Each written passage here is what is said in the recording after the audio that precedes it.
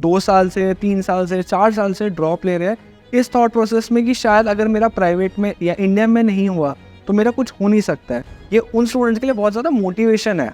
Abroad से study उन्होंने की पूरा एमबीबीएस और वो वहीं कंटिन्यू करना चाहते हैं। Is it possible with MBBS कि हम पार्ट टाइम जॉब कर सकते हैं? मैम आजकल हाफ इन्फॉर्मेशन बहुत ज़्यादा स्टूडेंट्स के दिमाग में रहती है। फ्री ऑफ कॉस्ट नहीं होता है मैम कुछ भी। अब्रॉड में कहीं गाड़ी चलाई है और आप एक इंडियन कंडीशंस में गाड़ी चला रहे हो, कोई फर्क नहीं होगा मैम। तो ऐसा बहुत होता है सर, क्या इसमें आप एडवाइस करोगे how to be protected from frauds? कि do not forget your goal. आपका गोल जब इंडिया में स्टार्टिंग में डॉक्टर बनने का थॉट लाते हो, that is considered as a noble thought. Noble thought क्यों मानते हो? क्योंकि आप किसी की लाइफ सेव कर रहे हो और एक कंट्री के लिए कुछ करना चाहते हो। 4 करोड़ रुपए लगा के वहाँ पढ़ना क्यों चाहता है? क्योंकि उसको वो लाइसेंसिंग एग्जाम नहीं देना है। FMG होता था तो आप एक डिफरेंशिएटिंग कैरेक्टर था कि आप डिफरेंशिएट कर पाते थे कि ये IMG है, ये FMG है। नेक्स्ट के आने से वो खत्म हो गया। सैलरीज की हम लोग वापस बात करते हैं तो on an average they are earning from in between I would से।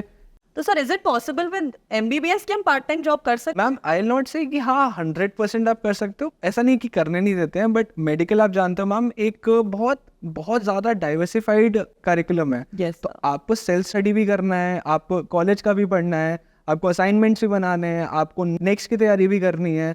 बहुत सारी चीज़ें मैम रहती हैं स्टूडेंट्स के दिमाग में। But yes there are a lot of options. आप यूनिवर्सिटी कैंपस में काम कर सकते हो, वहाँ पे ट्यूशन्स आप करा सकते हो, प्लस आपको ऑनलाइन आप जानते हो हम आजकल कितना ज़्यादा फैला हुआ है। Yes. तो yes definitely you can try being an influencers right. Yes आजकल ये चीज़ बहुत चल रही है। मतलब देयर इज वन डे मैं यूट्यूब स्क्रॉल कर रही थी, मैंने देखा बच्चों के व्लॉग्स आ रहे हैं कि हम एज अ रशियन स्टूडेंट वहाँ रह रहे हैं, हम एज अ जॉर्जियन स्टूडेंट रह रहे हैं। इन्फ्लुएंसर्स बन जाते हैं आजकल बहुत सारे बच्चे। डेफिनेट मैम, इससे सबसे बड़ी चीज़ क्या है ना कि इंटरनेशनल जब बच्चों को कल्चर मिलता है, एक इंटरनेशनल एक्सपोजर मिलता है, तो वो इंडियन स्टूडेंट्स कहीं ना कहीं उनको देख के काफ़ी मोटिवेटेड फील करते हैं। जो शायद अपने लाइफ में 2 साल से 3 साल से 4 साल से ड्रॉप ले रहे हैं इस थॉट प्रोसेस में कि शायद अगर मेरा प्राइवेट में या इंडिया में नहीं हुआ तो मेरा कुछ हो नहीं सकता है। ये उन स्टूडेंट्स के लिए बहुत ज़्यादा मोटिवेशन है। Yes sir. कि शायद उनसे हो सकता है उनके बराबर या उनसे कम नंबर वाले भी बाहर जाके डॉक्टर बन रहे हैं, बनेंगे, तो कहीं ना कहीं वो उनको मोटिवेशन ज़रूर दे सकते हैं। तो आजकल मैंने ये भी चीज़ सुनी है, बहुत सारे मतलब स्टूडेंट्स के मैसेजेस आते हैं और कमेंट्स में भी मैंने देखा है कि आजकल यूरोपियन कंट्रीज जैसे जर्मनी हो गई, इटली हो गई, रोमेनिया, बेलारूस, ये भी आजकल स्टडी अब्रॉड और एमबीबीएस अब्रॉड के लिए फेमस हो रही है। तो उस पर क्या इनटेक है सर आपका? मैम देखिए आजकल आई वुड से हाफ इंफॉर्मेशन बहुत ज़्यादा स्टूडेंट्स के दिमाग में रहती है। जर्मनी की हम लोग बात करते हैं, इटली की हम बात करते हैं कि completely free of cost education पढ़ाएंगे, right. But free of cost नहीं होता है मैम कुछ भी, आप भी ये समझिए। पहली चीज़ क्या होती है कि ज़्यादातर यूनिवर्सिटीज़ इन जर्मनी, इटली ये प्रेफर करती है technical universities that are called TUs। जो आप टेक्निकल कुछ पढ़ने जाओगे तो दे ऑफर यू 100%। ऐसा नहीं है हर बच्चे को 100% मिलता है। क्या होता है कि मैम स्कॉलरशिप बेस्ड होता है, किसी को 20% नहीं मिलता है, किसी को 5% नहीं मिलता है और किसी को 100 भी मिलता है, right. But yes in Italy if I talk specifically, क्योंकि MBBS स्टूडेंट ज़्यादा इटली प्रेफर करते हैं, या फिर कंट्रीज लाइक चेक रिपब्लिक, रोमेनिया जो आजकल स्टूडेंट्स के दिमाग में आई हैं, या पोलैंड हो गया। बट यहाँ पे क्या रहता है मैम कि स्टूडेंट्स को IMAT एक एग्जाम होता है, पहले वो देना पड़ता है। नीट जैसे, is it NEET UG type exam? Exactly ma'am, वैसा रहता है, बट हाँ थोड़ा ज़्यादा डिफिकल्ट रहता है, राइट। एक बार आप IMAT क्लियर कर लेते हो, फिर आपकी कट ऑफ लिस्ट आती है and it is a process जो आपको स्टार्ट करना पड़ता है राइट इन February और March। ओके, मतलब अगर किसी को यूरोपियन कंट्रीज जैसे ही रोमेनिया, इटली, बेलारूस, जर्मनी, तो ये पहले ये वाले एग्जाम को फेस करना पड़ेगा उन्हें। Definitely ma'am. और चेक रिपब्लिक, ज़्यादातर जगहों पे क्या होता है आप लोकल लैंग्वेज में पढ़ाई करते हो, तो ऑटोमेटिकली आपका इंडिया आने का ड्रीम वहीं पे ख़त्म हो जाता है जब आप इन कंट्रीज़ को प्रेफर करते हो। क्योंकि वो लोग क्यों पढ़ाते, अब आप सोचो मैम आपको कोई भी कंट्री फ्री में क्यों पढ़ाना चाहते हैं? क्यों? क्योंकि वो चाहते हैं एग्जैक्टली ये वो कंट्रीज करती है जहाँ की अपनी पॉपुलेशन ज़्यादातर ये चीज़ें नहीं पढ़ना चाहती या कम पढ़ना चाहती है। बिल्कुल। तो उस बजट क्या रहेगा? मतलब अगर बच्चा वहाँ का सोच लिया है, मतलब कई होते हैं ना जैसे इन्फ्लुएंसर चीज़ों में ज़्यादा बिलीव करते हैं कि यूरोप जाएंगे हम, तो सर क्या बजट है एग्जैक्टली वहाँ का? Ma'am on an average I would से अगर हम लोग जर्मनी की बात करते हैं तो the living cost only would be costing something about 11,208 euros, जो लगभग 9,75,000 रुपये तो आपका सिर्फ रहने का हो गया 1 साल का। ओके, 9 लाख सिर्फ 1 साल के रहने का, प्लस 6 साल का आप कोर्स करोगे मैम, लगभग 65 से 70 लाख रुपए आपका रहने का हो गया। इटली की हम बात करते हैं तो लिविंग कॉस्ट थोड़ा सा सस्ता हो जाता है, बट स्टिल इतना बहुत सस्ता नहीं है, तो 45-50 लाख फिर वही आ गया। बट आई वुड से कि अगर आपको इटली जाना है, जर्मनी जाना है, तो I would not prefer you to go for an MBBS course, I would say आप बाकी के कोई कोर्स पिक करो, क्योंकि उनका ड्यूरेशन कम रहता है, तो आपको एजुकेशन लोन में कोई प्रॉब्लम नहीं आएगी, प्लस आपको जॉब ढूंढने में इतनी दिक्कत नहीं आएगी, क्योंकि हर जगह पे आपको पहले जूनियर डॉक्टर्स बनाते हैं, डायरेक्ट डॉक्टर्स नहीं बनते वो, क्योंकि आपके पास कोई मास्टर्स डिग्री नहीं है। यहाँ पे स्टूडेंट्स वो जाना प्रेफर करते हैं जिनका अल्टीमेट गोल यही है कि उनको पढ़ाई ही करनी है, बैचलर्स कर लिया, मास्टर्स कर लिया, PhD भी वहीं कर लिया, इट गोज लाइक दैट। तभी वो वहाँ जाए जब उसको अगर कोई डिफरेंट कोर्सेज करने तो इट्स बेटर ऑप्शन, या फिर वो अपना फ्यूचर वहीं देख रहा है। Definitely ma'am. तो सर अब क्या होता है, आपने शुरू में मुझे एक चीज़ बोली थी कि जब बच्चा अपन ने पूरा स्टार्ट डिस्कस कर लिया है कि MBBS उसने कर लिया है, वो अब्रॉड जाके उसने सब कर लिया। सर अब आपने 2 टाइप के बच्चों की मेरे से बात की थी, एक वो जो इंडिया वापस आ रहे हैं MBBS करके। तो सर पहले आप मुझे बताओ कि वो जो बच्चे इंडिया वापस आ गए, अब उनके लिए क्या प्रोसीजर रहेगा? मैम सबसे पहले क्या होता है कि स्टूडेंट्स इंडिया वापस आते हैं, उनको अपना नेक्स्ट 1 का एग्जाम देना है as per the new NMC guideline. तो इस साल से बच्चे अपना नेक्स्ट 1 देंगे, 1 साल की इंटर्नशिप करेंगे, पोस्ट दैट नेक्स्ट 2 देंगे। नेक्स्ट 2 करने के बाद नीट PG का उनका कट ऑफ लिस्ट निकलता है इसी के बेसिस पे, उसके बाद वो अपना PG परस्यू कर सकते हैं। दूसरा केस क्या होता है मैम कि स्टूडेंट्स बाहर से ही पढ़ना चाहते हैं PG भी, राइट? तो आपको वो कंट्रीज पिक करनी है जहाँ से पढ़ने के बाद आप इंडिया वापस आ सकते हो अगेन, क्योंकि आप बैचलर्स डिग्री के लिए जाते हो तो आपके पास 15 ऑप्शंस हैं, जो कंट्रीज थोड़ा बहुत कहीं ना कहीं 10% 20% NMC की गाइडलाइन फॉलो करती हैं, but strictly when I talk about, जैसे हमने MCI गाइडलाइंस की बात करी थी, जो MCI निकालती है, सिर्फ 5 कंट्रीज यहाँ से आप PG कर सकते हो, 1 US, UK, Canada, Australia and New Zealand. इसके अलावा आपने कहीं से भी PG करी है, you can not come back and मतलब इंडिया वाला ऑप्शन हमारे लिए परमानेंटली क्लोज हो जाएगा। अब सर यहाँ पे बहुत सारे बच्चों का मैंने कंफ्यूजन देखा है, जैसे आपने बोला नेक्स्ट एग्जाम के बाद हमें यहाँ इंटर्नशिप करनी है, तो सर ऑलरेडी वो बच्चा MBBS अब्रॉड से तो इंटर्नशिप करके आया हुआ ही है, डेफिनेटली तो वापस करनी पड़ेगी? Definitely ma'am. मतलब ऐसा नहीं है कि वहां से करके आया है तो यहाँ पे कैंसिल हो जाएगा, नहीं मैम अब मैं आपको इसका रीजन भी बताता हूँ। अब जितनी भी कंट्रीज की आप बात कर रहे हो, वहाँ का टेम्परेचर, आप एक बार इंडिया का टेम्परेचर सोचिए। हाँ, तो जो फर्क ट्रॉपिकल टेम्परेचर होता है, वहाँ की बीमारियां भी अलग होती हैं, तो ऑटोमेटिकली जब तक स्टूडेंट इंडिया की वेदर कंडीशंस में इंडियन पेशेंट्स पे डील नहीं करेगा, उसके पास वो हैंड्स ऑन एक्सपीरियंस नहीं होगा, यहाँ पे आप उसको फुल फ्लेजेड डॉक्टर मान भी सको, राइट? और दूसरी चीज़ आप ये मानिए कि अब्रॉड में आपने प्रैक्टिस करी है, तो लेट्स से आपने एक अब्रॉड में कहीं गाड़ी चलाई है और आप एक इंडियन कंडीशंस में गाड़ी चला रहे हो, कोई फर्क नहीं होगा मैम। सर बहुत फर्क आ जाता है, मतलब मैं अंडरस्टैंड कर पा रही हूँ वो चीज़ को भी। तो सर आपने यहाँ पे एक सेकंड बच्चे की बात की थी कि वो बच्चे जो अब अब्रॉड से स्टडी उन्होंने की पूरा MBBS और वो वहीं कंटिन्यू करना चाहते हैं, मतलब मान लो मैंने जॉर्जिया से MBBS किया है, बट अब मेरा मन है मैं फॉरेन ही सेलेक्ट करूँ, मतलब या तो USA, UK या जॉर्जिया ही, तो क्या इनटेक रहेगा? मैम अगर मैं लेट्स सपोज मैं आपके तीनों ऑप्शंस को एक एक करके लेता हूँ। पहला मैं करता हूँ अपने होम कंट्री जहाँ से आपने पढ़ा है, वहीं से आपने सेटलमेंट ऑप्शन देखा, be it Russia be it Georgia. Georgia की एवरेज लिविंग की अगर हम लोग बात करते हैं, तो वहाँ पे जो डॉक्टर है वो मिनिमम टू मिनिमम, एक जूनियर डॉक्टर भी वहाँ पे 1.25 लाख से लेके 2 लाख तक कमा रहा है, ओके राइट? ऑब्वियसली वहाँ पे क्योंकि पॉपुलेशन कम है, तो obviously job opportunities comparatively I would say as in India थोड़ी सी कम रहेंगी। रशिया की मैं बात करता हूँ 1.5 लाख, एंड कजाकिस्तान की बात करता हूँ it goes up to 2 lakh. वहीं पे I go for countries like UK, तो आपकी starting salary would be around 65 to 75,000 pounds, लगभग कन्वर्ट्स टू मैम 65 लाख रुपए से 80 लाख रुपए के बीच में। मैं US की तरफ जाता हूँ तो it starts from about 125K dollars, लगभग हम बात कर रहे हैं कुछ 95 लाख रुपए से 1 करोड़ तक के आसपास के पैकेज की। मतलब अगर किसी ने MBBS करा है और वो बाहर जाके पढ़ना चाह रहा है और कमाना चाह रहा है, तो USA and Canada other countries for them. Ma'am Canada US आप किसी भी कोर्स के लिए जाओगे हमेशा बहुत वेलकमिंग होते हैं in terms of jobs. Problem क्या आती है कि वहाँ की जो एंट्री रिक्वायरमेंट्स होती हैं वो काफ़ी डिफिकल्ट होते हैं। तो आप सोचिए ना, कोई 4 करोड़ रुपए लगा के वहाँ पढ़ना क्यों चाहता है? क्योंकि उसको वो लाइसेंसिंग एग्जाम नहीं देना है। तो उस लाइसेंसिंग एग्जाम को वेवर कराने के लिए बच्चे क्या करते हैं, वहीं से पढ़ लेते हैं। और इसीलिए अब इंडिया से बच्चे क्या कर रहे हैं, जॉर्जिया से पढ़ के PG वहाँ करने चले जाते हैं ताकि वो एग्जाम वेवर हो मिल जाए हम लोग। यस और मैं सुना है कि वहाँ अगर अपन USA में इतना पैसा लगाते हैं तो वहाँ रिटर्न ऑन इन्वेस्टमेंट भी है उस चीज में डेफिनेटली आफ्टर दैट। मैम आप ये सोचो मैम, आप किसी भी बैंक के पास जा रहे हो, क्योंकि आज की डेट में बच्चों के दिमाग में आता है ROI, क्योंकि आजकल जेनजी है, टेक बहुत देखा है, फाइनेंस पता है क्या होता है। तो बच्चा ये देखता है कि मैं अगर 10 रुपए लगा रहा हूँ तो उसको मैं 11 कैसे बनाऊँ, ना कि 10 को मैं 5 कैसे बनाऊँ। तो US में एक तो आपको लोन मिलना जितना आसान है, उतना उसको रीपे करना उतना आसान है। बट मैं उन कंट्रीज के कंपैरिजन में अगर देखूँ, रशिया में अगर मैं पढ़ाई कर रहा हूँ राइट, या फिर मैं जॉर्जिया से पढ़ाई कर रहा हूँ, पर मैंने वहाँ पे 6 साल अपना लगाया, 6 साल पढ़ने के बाद मैंने मूव करा सेकंड प्लान कि अब मैं मास्टर्स करने यूएस जाऊँगा। ऑटोमेटिकली जब मैंने यूएस को प्लान एज ऑप्शन दिया, मेरे को वहाँ पे सिलेक्शन हो गया, मैं वहाँ पे अगले 3 साल दिए, तो 3 साल में मेरा कभी उतना कॉस्ट नहीं आया जितना मेरा 6 साल में आने वाला था।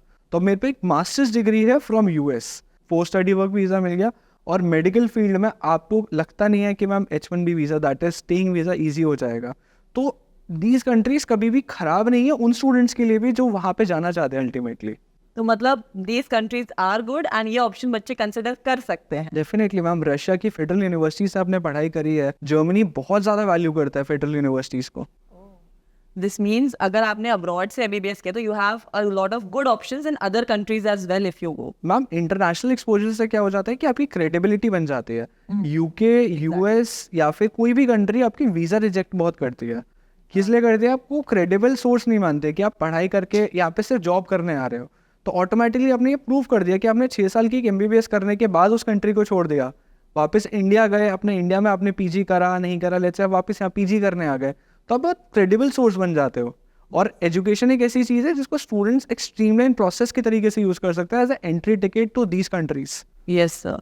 तो अब सर जब सारा ये हो जाता है प्रोसीजर, बच्चे के मन में एक क्वेश्चन तो हमेशा ही आता है कि हम सर कितना कमाएगा बच्चा अगर वो MBBS अब्रॉड करके चलो इंडिया आ गया है, तो वो कितना कमाएगा, और अगर वो अब्रॉड में अलग अलग कंट्रीज में जा रहा है तो what is an approximate earning of a doctor after MBBS? I would not say the exact numbers, ठीक है, because I have spoken to a lot of doctors जो ये कर चुके हैं। Yes sir. राइट, तो द स्टूडेंट्स का पहला टेक ये होता है, क्योंकि पहले क्या था कि FMG होता था, तो आप एक डिफरेंशिएटिंग कैरेक्टर था कि आप डिफरेंशिएट कर पाते थे कि ये IMG है, ये FMG है। नेक्स्ट के आने से वो खत्म हो गया। तो अब जो स्टूडेंट इंडिया से पढ़ रहा है और जो स्टूडेंट बाहर से पढ़ रहा है, दोनों के लिए कॉमन ग्राउंड है कि आपको नेक्स्ट का एग्जाम देना है। नेक्स्ट एग्जाम के बाद किसी को नहीं पता कि आपने कहाँ से क्या पढ़ा था, उसकी कट ऑफ निकलेगी, कट ऑफ के बेसिस पे आप आगे जाओगे and you pursue your career. Salaries की हम लोग वापस बात करते हैं, तो on an average they are earning from in between I would say 1,50,000 से लेके 3 लाख के बीच में, if they are performing good in their jobs और एक Tier 1 सिटी में काम कर रहे हैं। मतलब अगर आप Tier 1 सिटी में, और initially this is really a good amount, and बाकी आगे जाके हमारे एक्सपीरियंस पे, हमारे इंटरेस्ट पे, I think the amount increases sir, we know that. Ma'am neurosurgeon की हम लोग बात करते हैं तो it goes for a single session it can go up to 25 to 30 lakh rupees. Okay तो सर अगर हम बात करें, भाई बच्चे ने सोच लिया कि मुझे अब्रॉड ही रह के कमाना है, तो इन countries like Russia, Georgia, Kazakhstan, तो बच्चा कितना अर्न कर सकता है अगर वो MBBS के बाद वहीं रह रहा है? तो मैम कजाकिस्तान से स्टार्ट करते हैं। कजाकिस्तान में on an average they are earning about 4 lakh to 5 lakh देंगे, दैट इज रफली about 89,000 to 1,05,000 as a base salary. Russia की हम लोग बात करते हैं लगभग 1,25,000 रूबल के आसपास, that is equivalent to Indian rupees.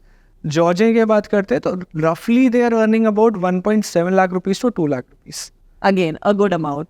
And if we talk, अगर वो USA और ये जगह चल जाता तो we have already heard the amounts are really good. तो अगर हम लोग कंसिडर कर रहे हैं मैम इन पॉइंटर्स को कि उन कंट्रीज में हम लोग कितना ज्यादा कमा रहे हैं as compare to let's say in India, but India का हमारा लिविंग कॉस्ट भी तो कम है मैम जितना उसके कंपैरिजन में। Yes, sir. क्योंकि if I am staying let's say in California Tier 1 city in US, I am staying in LA, मेरा ऑलमोस्ट 18 से 21 लाख रुपए तो रहने का खर्चा है। Yes, ये बहुत बड़ा कंफ्यूजन है। लोगों को लगता है यार मेरे जो फ्रेंड्स USA रह रहे हैं, ये जा रहे हैं, वो बहुत कमा रहे हैं, बट सर वहाँ कमा इसलिए भी ज्यादा रहे क्योंकि वहाँ कॉस्ट ऑफ लिविंग भी काफी ज्यादा है। डेफिनेटली मैम, और क्योंकि वहाँ की एवरेज सैलरीज भी आप मैम उठा के देखोगे ना, that is $65,000 equals to sir ma'am लगभग आ गया 48 lakh to 52 lakh rupees in average salary in US। Okay तो मतलब अगर हम बात करें सैलरीज की, एवरीथिंग इज गुड, तो सर इन द एंड अगर मैं आपसे पूछूं, मैं एज अ स्टूडेंट अब्रॉड जाना चाह रही हूँ, तो what is the best advice आप देना चाहोगे at the end? Ma'am abroad जाने के लिए ना मैं आपको सिर्फ 3 एडवाइसेस मेजरली दूंगा कि do not forget your goal. आपका गोल जब इंडिया में स्टार्टिंग में डॉक्टर बनने का थॉट लाते हो, that is considered as a noble thought. Noble thought क्यों मानते हो? क्योंकि आप किसी की लाइफ सेव कर रहे हो और एक कंट्री के लिए कुछ करना चाहते हो। तो if you are not going in let's say in a defence और something in that sort, doctors जो इंडिया में रिक्वायरमेंट है वो हमेशा बढ़ेगी मैम, क्योंकि पॉपुलेशन इतनी ज़्यादा है। Exactly sir. सेकेंड पॉइंटर ये होता है क्योंकि if I have invested so much of time, तो अगर मैं ये बोलूँ कि I don't want to earn, तो ये शायद डॉक्टर्स के लिए एक बहुत नेगेटिव चीज़ हो जाएगी। Yes sir, exactly. Right. Third point, if I am planning to go abroad, तो मेरे को अपनी जर्नी स्टार्टिंग से लेकर एंड तक सोचनी चाहिए, ना कि सिर्फ 3 महीने की जर्नी कि मेरी फ़्लाइट कहाँ से जाएगी, क्या होगा। मेरे को ये सोचना चाहिए उस यूनिवर्सिटी का करिकुलम क्या है, वहाँ पे जितने पॉइंटर्स हमने डिस्कस करे हैं ना, हर एक पॉइंटर को स्टूडेंट अगर प्रोज एंड कॉन्स में डालेगा तो शायद वो अपने लिए खुद यूनिवर्सिटीज पिक कर पाएगा। But definitely there are a lot of teams जो उनको हेल्प करना चाहते हैं। फिजिक्स वाला हम लोगों को ये थॉट आया ही तब था क्योंकि स्टूडेंट्स के साथ ना इतनी प्रॉब्लम थी कि बोला कुछ जाता है, वहाँ जाके कुछ और निकल जाता है। ये फ्रॉड वाला चीज बहुत हुआ है, मतलब बहुत सारे बच्चों ने ये चीज बताई है कि एजेंट्स ने पैसे लिए, बट वहाँ गए तो उस कंट्री में, उस पर्टिकुलर कॉलेज में उतनी सीट्स ही नहीं थी। वो वहाँ पहुंचे तो पता चला कि हमारा सेशन सितंबर नहीं, हमारा तो नेक्स्ट मई में शुरू हो रहा है। तो ऐसा बहुत होता है सर। तो सर एट देन यही एडवाइस, क्या इसमें आप एडवाइस करोगे, how to be protected from frauds? Ma'am protected रहने के लिए आप सिर्फ 3 मेजर फैक्टर्स आई थिंक अपनी कवर लाइन के लिए रख सकते हो। फर्स्ट इज जितनी भी आप पेमेंट्स करो, try to make those payments into direct universities account, not any agents account, right. At Physics Wallah also apart from जो डॉक्यूमेंटेशन आपके चार्जेस होते हैं या वीज़ा चार्जेस होते हैं, बाकी की यूनिवर्सिटी फीस हम लोग कभी सजेस्ट नहीं करते आप किसी भी अपने काउंसलर के अकाउंट में भी डालिए। Even though they are from physics वाला, हम लोग फिर भी यूनिवर्सिटी का पोर्टल आपको देते हैं, आप डायरेक्टली उस पर जाइए, you make the payment and reserve your seat there itself. Okay, मतलब हमें हमेशा ट्रस्टेड सोर्स से ही करना चाहिए सब कुछ, that is the main thing. Trusted और फिजिक्स वाला आई डोंट थिंक कि कोई बहुत बड़ी चीज़ है स्टूडेंट्स टू अंडरस्टैंड। बट हाँ, आई वुड से कि फिजिक्स वाला डेफिनेटली, आई वुड नॉट से बहुत पुराना नाम है इन medical abroad field, but yes I can say कि फिजिक्स वाला जब भी कुछ लाता है वो स्टूडेंट सेंट्रिक लाना इंपॉर्टेंट है उसके लिए। Yes sir, very important. Ma'am दूसरा पॉइंट क्या होता है कि जब हमने पेमेंट का पार्ट देख लिया कि फाइनेंशियल ट्रांजैक्शंस हो गए, दूसरा ये होता है एडमिशन लेटर को बहुत ध्यान से पढ़ना, क्योंकि एडमिशन लेटर में यूनिवर्सिटी का जब एडमिशन लेटर आप पढ़ते हो ज़्यादातर कॉस्ट को वो बाइफरकेट करके देते हैं। इनकेस कोई भी क्लैरिफिकेशन आपको चाहिए तो यूनिवर्सिटी की वेबसाइट हमेशा उस पर होती है, अदरवाइज उसकी ईमेल आईडी होती है, तो यूनिवर्सिटी को आप ईमेल करके भी पूछ सकते हो कि आपका कुछ क्लैरिफिकेशन आपको चाहिए।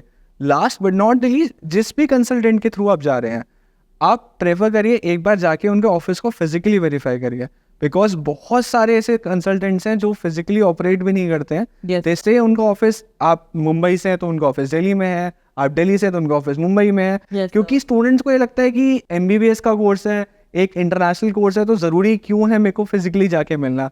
बट जिससे आप बात कर रहे हो उसको एक बार फिजिकली मिलना शायद स्टार्टिंग स्टेज में उतना इंपॉर्टेंट ना हो, बट लास्ट में बहुत इंपॉर्टेंट है। सर लास्ट टाइम हमने बहुत सुना था कि हमारी फिजिक्स वाला और अकेड फ्लाई की टीम ने बच्चों को एयरपोर्ट तक छोड़ा था, मतलब बाय बाय करने के लिए। तो सर लास्ट टाइम का एक्सपीरियंस कैसा रहा? मैम लास्ट टाइम की हम लोग जब बात कर रहे हैं तो देयर वर 3 ग्रुप्स जो गए थे यहाँ से, दिल्ली से अलमाती गए थे, रशिया गए थे, राइट। हर केस में हमारी टीम से एक फिजिकली हमारे काउंसलर्स उनके साथ गए थे टू मेक श्योर, एक तो उनका यहाँ से जितना प्रोसेस हुआ था, उनको वीज़ा वगैरह हैंड ओवर करना, उनकी स्मूथ फ्लाइट में जाना, क्योंकि बहुत सारे स्टूडेंट्स हैं हमारे Tier 1 या Tier 2 या Tier 3 सिटी से आते हैं, राइट, जिनके यहाँ पे अभी शायद उन लोगों के लिए एयरपोर्ट जाना भी थोड़ा बहुत बड़ी बात होती है, और वो भी सीधा इंटरनेशनल, वो भी 6 साल के लिए। उनके पेरेंट्स के बहुत सारे चीज़ें दिमाग थे। तो जब उन लोगों ने भी सुना कि काउंसलर्स उनके साथ जा रहे हैं, फिजिक्स वाला की टीम के लोग उनके साथ जा रहे हैं, तो वो भी कहीं ना कहीं काफ़ी हद तक काम डाउन हो गए, रिलीफ मिलता है कि yes we have a backbone, we have a support, right. हमारी टीम मैम उनके साथ 3 से 4 दिन वहाँ पे रही थी। स्टार्टिंग में उनके साथ मेस में उन्हीं के साथ खाया था, राइट। मार्च वाले स्टूडेंट्स के साथ मैं खुद गया था। हम लोगों ने देखा कि वहाँ पे जनरली जो स्टूडेंट्स खा रहे हैं वो हमने खुद खा के देखा, तो हमको समझ आया कि टेस्ट में कितना ही प्रॉब्लम हो सकती है, नहीं थी। बट फॉर्चुनेटली खाने में कोई प्रॉब्लम थी नहीं, मैंने खुद खाया। Being a vegetarian I would से कि वेज खाना अच्छा था। Oh nice. So overall going abroad is a good decision, but ये जितनी जल्दी लिया जाए, फटाफट लिया जाए, प्रॉपर काउंसलिंग और ट्रस्टेड सोर्स से लिया जाए, तो it's the best. Definitely ma'am. So moving on to Kyrgyzstan and Uzbekistan, sir वहाँ कौन से टाइप के बच्चे को जाना चाहिए? मैम किर्गिस्तान और उज़्बेकिस्तान की अगर हम लोग आज की डेट के हिसाब से बात करते हो तो यहाँ पे कोई लाइसेंसिंग एग्जाम्स नहीं होते हैं एज ऑन डेट। किर्गिस्तान में कुछ यूनिवर्सिटीज़ हैं that are still in talk कि वहाँ पे आप यूनिवर्सिटीज़ में एग्जाम्स आएंगे, जैसे कजाकिस्तान में है या फिर रशिया में है, तो फ्यूचर में we can expect. But right ना वहाँ पे कोई ऐसा टेस्ट नहीं है। तो राइट आपकी MBBS वहाँ खत्म होती है तो आपको लाइसेंसिंग नंबर मिल जाता है and you are eligible to practise in your country, मतलब इंडिया आके FMG के एग्जाम दे सकते हो। बट काफ़ी कंट्रीज़ में इसको डीमेरिट की तरीके से भी लेते हैं, क्योंकि वहाँ पे कोई एग्जाम नहीं है तो उसकी अकाउंटेबिलिटी कम हो जाती है। डिग्री मिल गई। करेक्ट। अकाउंटेबिलिटी थोड़ी सी कम हो जाती है। तो सर वो एनएमसी गाइडलाइंस फॉलो कर रही है, मतलब अगर बच्चा वहां से करके इंडिया वापस आ रहा है तो is it good? Ma'am NMC ने अभी रिसेंटली 3 मेजर गाइडलाइंस दी थी, ठीक है। पहली हम लोग 2022 की तरफ जब हम लोग जाते हैं तो एनएमसी की 5 बड़ी गाइडलाइंस थी। फर्स्ट जो थी कि आपकी पूरा curriculum should be in English. Second ये था कि जब आप पूरी पढ़ाई कर लेते हो तो आपका करिकुलम 54 मंथ्स का अकेडमिक होना चाहिए एंड 1 ईयर का आपका इंटर्नशिप होना चाहिए। थर्ड पॉइंटर ये रहता है कि जब आप वहाँ से करते हो तो उस कंट्री का आपको मेडिकल लाइसेंस लेके आना चाहिए। So thank you so much sir for joining us and giving us so many good answers. Thank you सारे बच्चों कि आपके सारे questions के answers हमने यहाँ किए हैं। अगर आपको तब भी लगता है कि बहुत सारे क्वेश्चन आंसर रह गए हैं तो प्लीज़ हमें कमेंट सेक्शन में बताना कि आप लोग और क्या जानना चाहते हैं। आपके लिए हम बहुत सारे और ऐसे वीडियोस लाएंगे, आप लोगों की हर प्रॉब्लम का सोल्यूशन लाएंगे, because a cat fly is for you. Because आप लोग ने हमें अपना ट्रस्ट दिखाया है तो हम उस ट्रस्ट को मेंटेन करेंगे, आपकी हेल्प करेंगे और आपको आपके गोल तक रीच करवाएंगे। Thank you so much.